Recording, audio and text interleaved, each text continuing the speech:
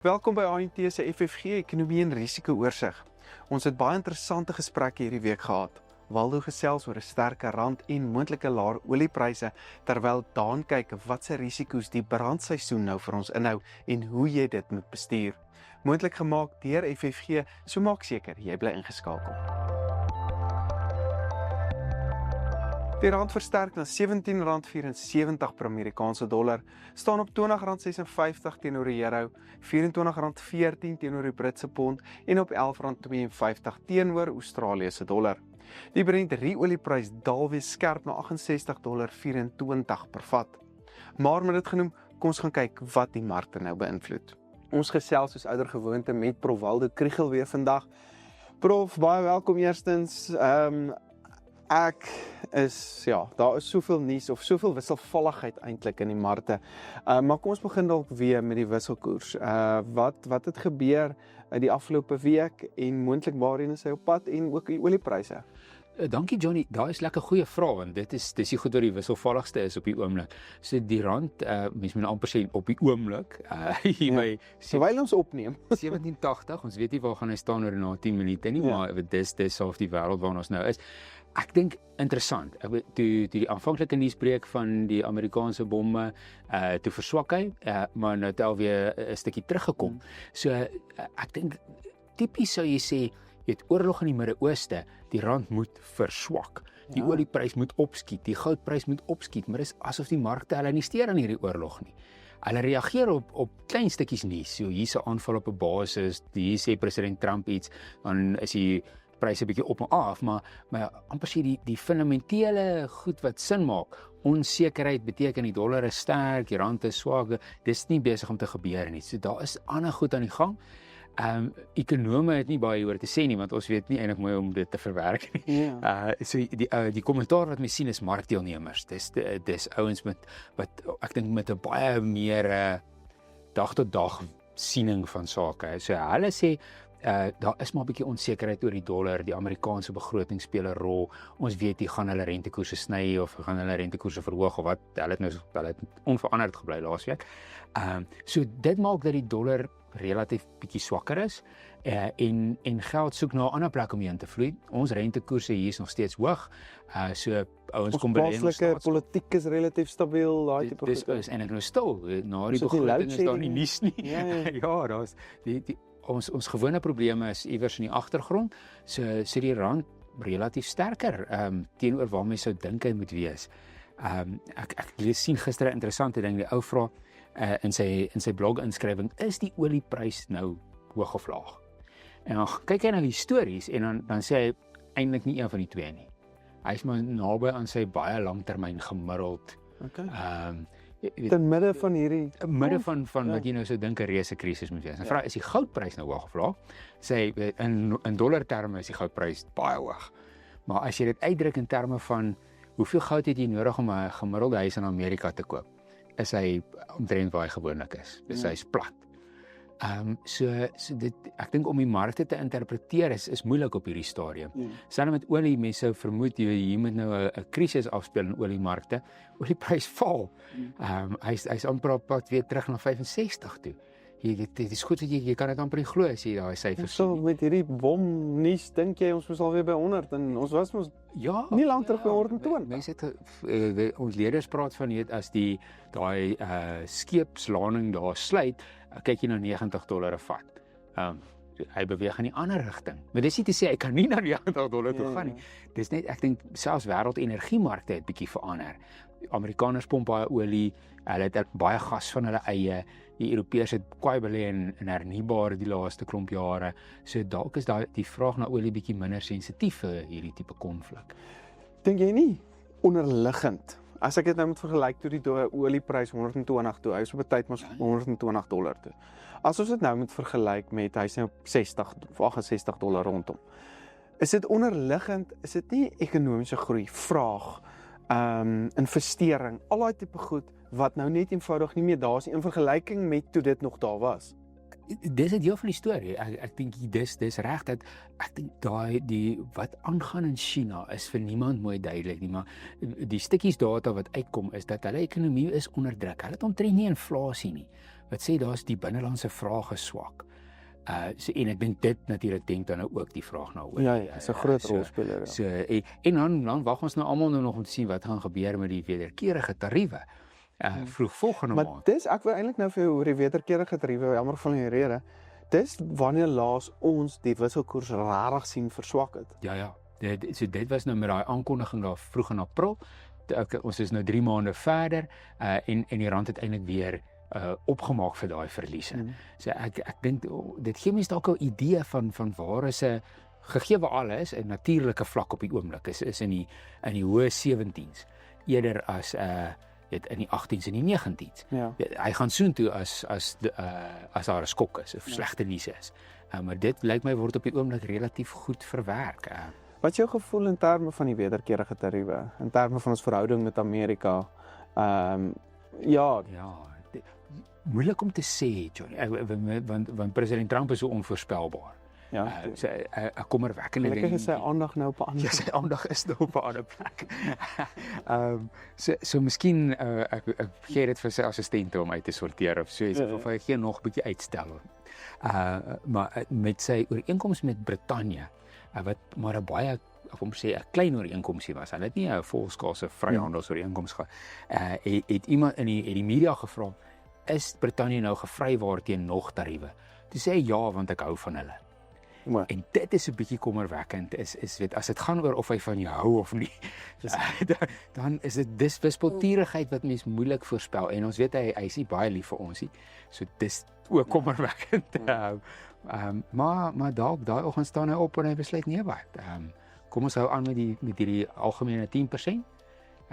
Maar dit klink vir my asof skip hy nie die ding verder. bietjie meer goedgunstig teenoor ons is, behalwe nou met Julius Malema se uitsprake en seker goed gelukkig is hy nie regtig 'n impak nie, maar dit klink of hy bietjie meer goedgunstig teenoor ons is. Ek dink ten minste omdat sy aandag nou afgetrek is daar nie op die oomblik baie retoriek rondom tariewe en wie benadeel Amerika en ons moet die ekonomie daar bou en daar's min daarvan nou en hopelik Ja, ons binnelandse oor na die- beleide en al daai tipe goed wat nou 'n groot issue vir hulle ook is baie. dalk voel hy het hy nou genoeg aanhou moeilikheid om te kan sê weet kom ons stoom net voort en ons dink later hieroor. Ja, Ja, dit klink baie interessant. dit was. Baie dankie Waldo, dit was weer eens 'n baie interessante gesprek gewees.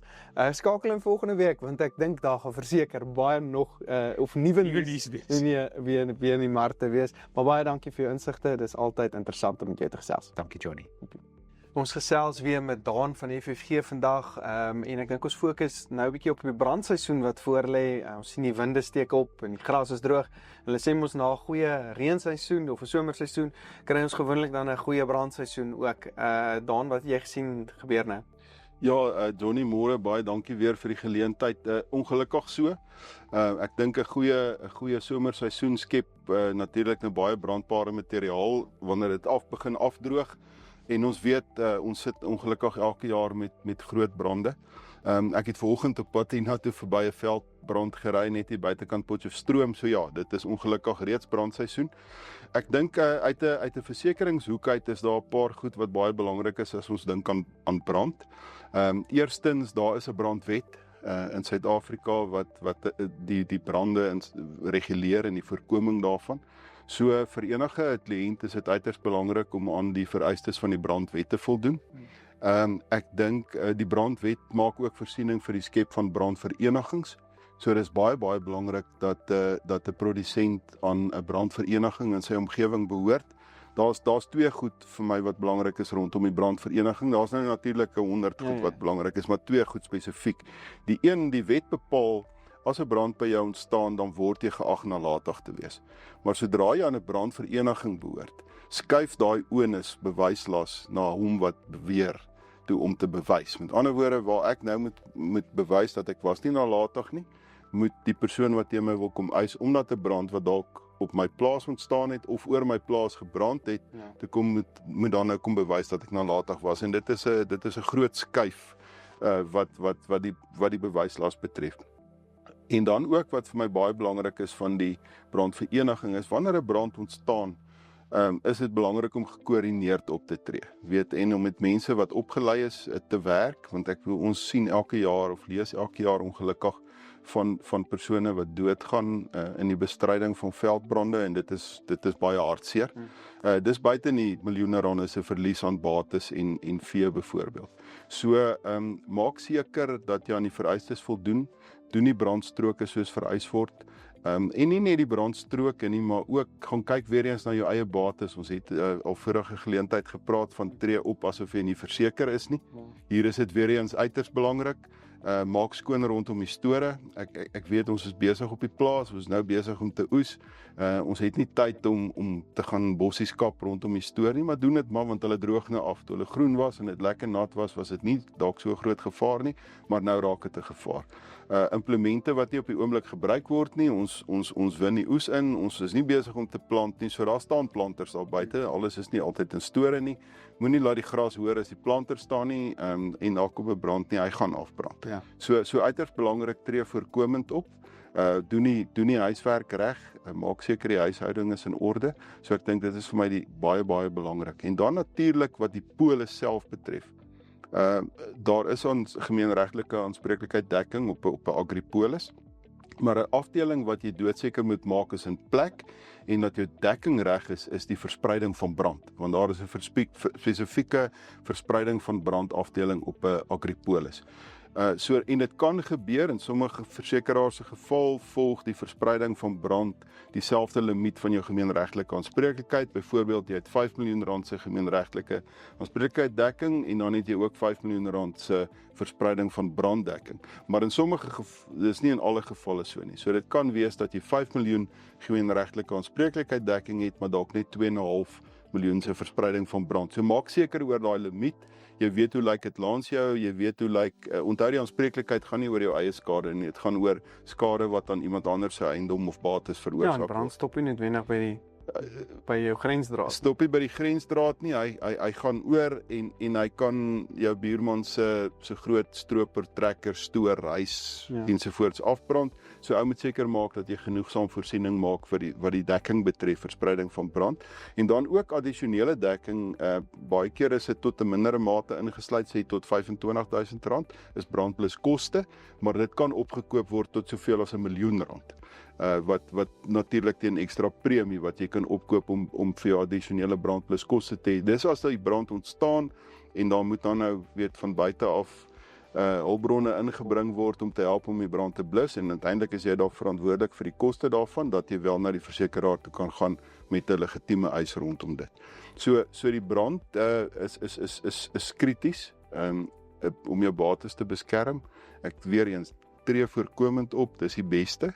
Pas goeie risikobestuur toe en kyk of jy dit kan voorkom. Dan wil ek een ding vra. Ons het gesien die laaste tyd boere 10 jaar of 30 jaar terug, het hulle nie noodwendig eise teen ander boere ingesit nie, want volgende jaar begin die brand dalk weer op die ander plaas. Maar met hierdie toerusting wat R20 miljoen kos vir sekere trekkers en goed, moet die eis partykeer maar inkom. Wat sien julle daar buite? Johnny, heeltemal reg. Ja, ek dink ek dink is gelukkig staan nog steeds 'n sterk beginsel van goeie buurmanskap en dis hoekom weet 'n mens mekaar help as daar so iets gebeur soos 'n brand. Ja. Maar ek dink nie dis regverdig om te verwag van enige buurman om nie te by jou te kom eis as daar miljoene rande se skade aan sy kant veroorsaak is nie. So ja, litigasie vind plaas. As 'n brand by my deur nalatigheid ontstaan en versprei na 'n buurplaas toe, gaan ek versekerde eis kry wat hanteer moet word. Ek dink net wat ek wil noem rondom net voorkoming ook, nalatigheid, 'n voorbeeld van dit, want dit is maklik, wat is nalatigheid? Ja. Weet, so 'n voorbeeld is, moenie die vullishoop gaan brand as die wind 40 km/h waai nie. Dis nalatig. Die kraal gaan swys as die wind waai en die gras staan tot teen die kraal nie. Ja. Dis optrede van nalatigheid. Ja. Of selfs 'n voorbrand. En dit kan natuurlik jy vir jou werkers wees, dit kan enigiemand wees wat vir jou. Dit is jouself of iemand wat in jou wettig in jou diens is, weet wat dan is jy nog steeds aanspreeklik daarvoor.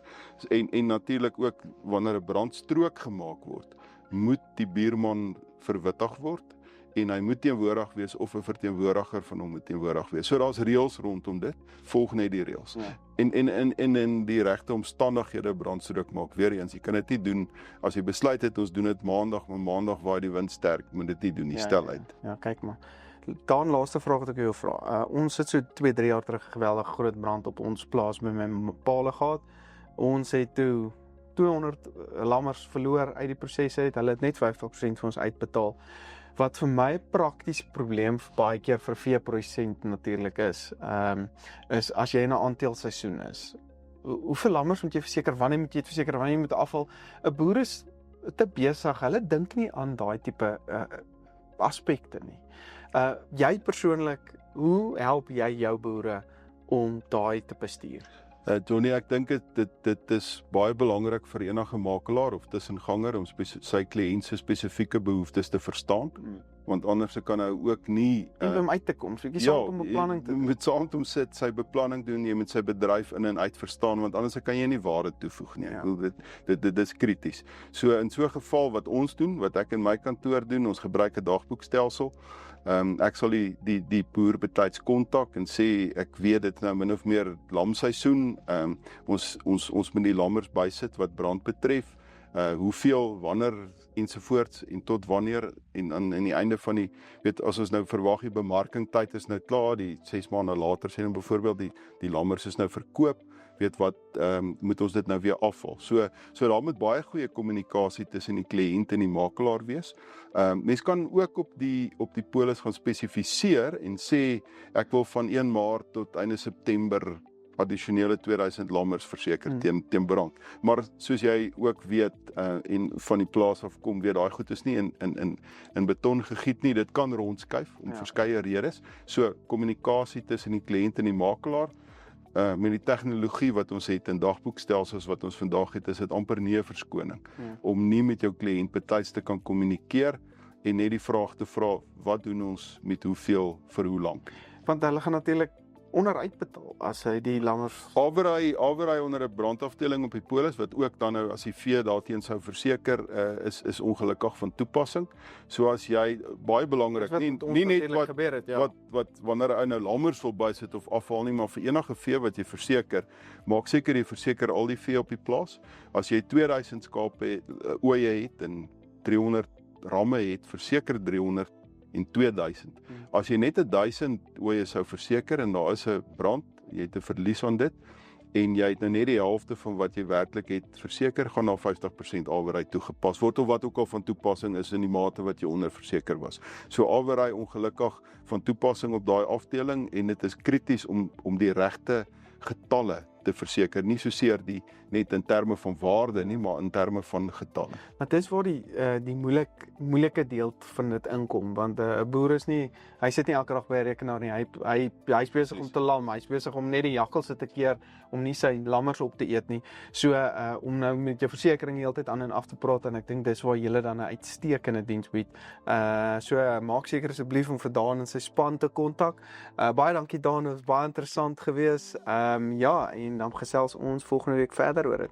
Johnny, baie dankie, waardeer. Mooi dag. Besoek ook gerus AMT se webtuiste by amtrends.co.za vir meer inligting. Al die skakels na ons sosiale media platforms is ook in die beskrywing onderaan. Hierdie episode word moontlik gemaak deur FFG. Ek is Dr. Johnny van der Merwe en dankie dat jy ingeskakel het.